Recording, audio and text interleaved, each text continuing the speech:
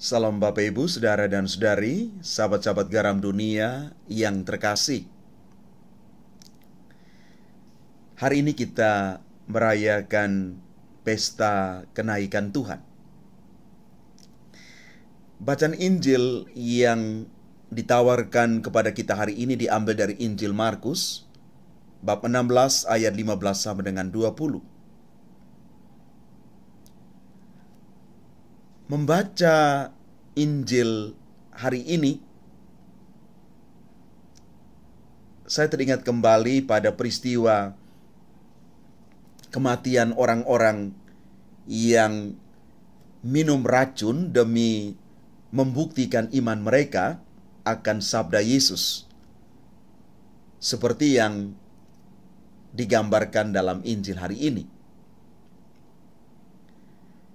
Bahkan di dalam media sosial YouTube ada tren orang-orang Kristen ditantang untuk membuktikan kebenaran sabda Yesus yang mengatakan bahwa mereka yang percaya kepada Yesus tidak akan mendapat celaka saat memegang ular ataupun minum racun yang mematikan.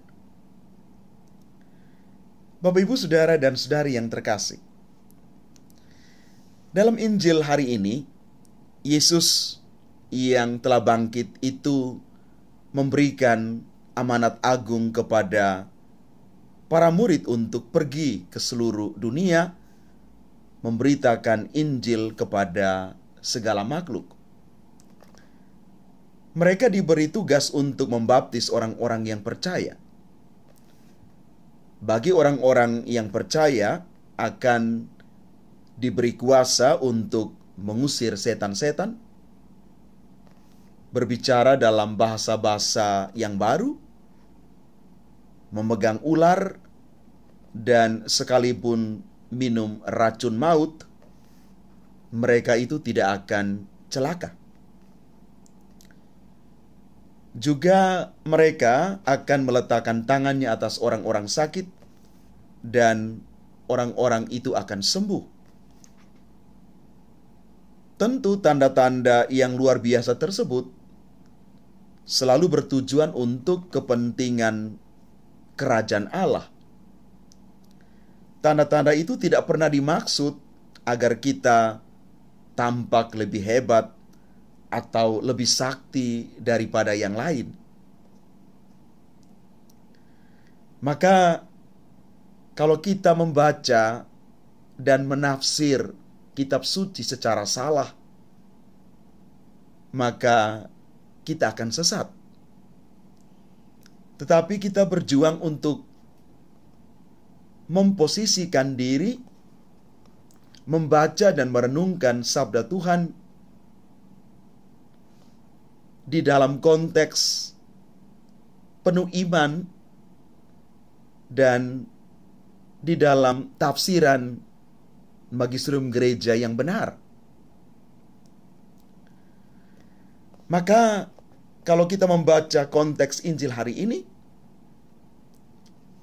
kita harus memahami bahwa ular itu selalu melambangkan kejahatan, kuasa setan, dan godaan.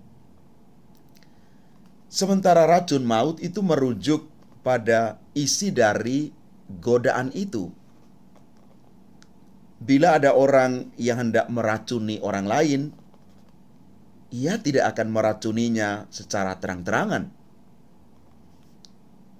Dia pasti mengemasnya dengan baik dan menarik. Dengan kata lain, di sini racun maut dapat dipahami sebagai tipu muslihat setan. Maka orang yang percaya adalah mereka yang bisa mengalahkan setan, kejahatan, dan tidak tergoda oleh tipu muslihat setan itu sendiri. Salah satu tipu muslihat setan itu adalah membungkus kepentingan diri dengan sabda Allah.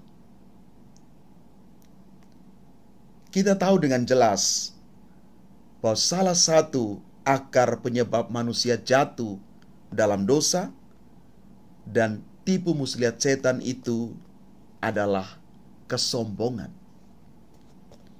Oleh sebab itu, Allah selalu menentang orang yang congkak hatinya, tetapi mengasihi orang yang rendah hati.